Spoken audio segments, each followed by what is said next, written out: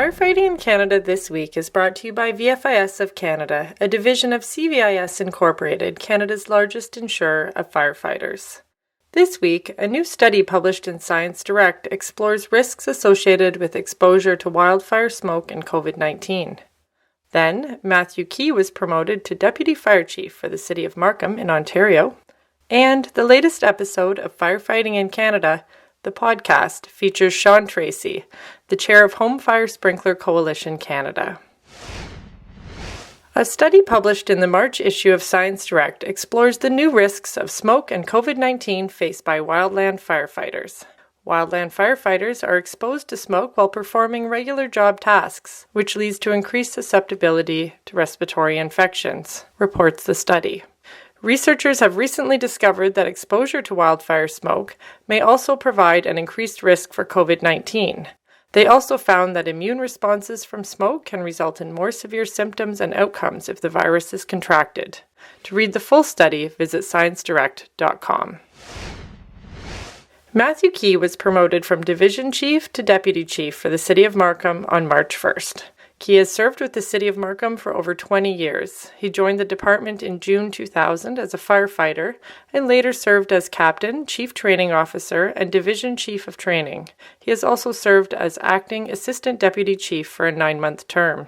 In his new role, Keay will be responsible for fire prevention, public education, and for Battalions 2 and 4. He will also assume the role of co-chair of Markham's Joint Occupational Health and Safety Committee. Our latest Firefighting in Canada podcast features Sean Tracey, the chair of Home Fire Sprinkler Coalition Canada. Tracey was the first Canadian regional manager for the NFPA and was the deputy chief for Ottawa Fire Services before his retirement in 2019. He discusses the need for more home fire sprinklers in Canada, but also shares the challenges to home fire sprinkler adoption, the perspectives of the home buyer, builder, and fire service. He also speaks about the important role fire chiefs have to play in residential sprinkler adoption. The biggest problem that we have right now is that many fire chiefs don't turn their mindset to it, and that is because it's seen as a bit of a wicked problem for them. First off, British Columbia has the concurrent legislation review that has to happen.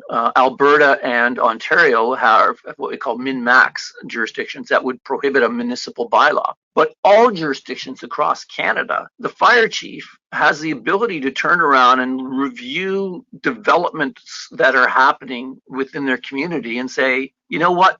My fire department can't get to those homes in time, or I can't get water to those locations.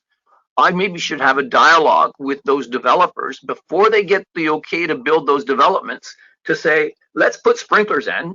You can then build those houses. You can take advantage of some of the trade-offs by putting sprinklers in. And then we can benefit by providing better protection to those residents that are buying those properties.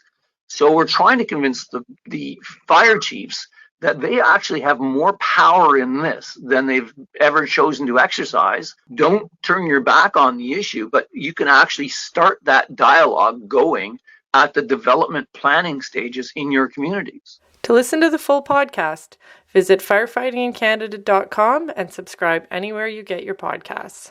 Thanks again to VFIS of Canada, a division of CVIS Incorporated, Canada's largest insurer of firefighters.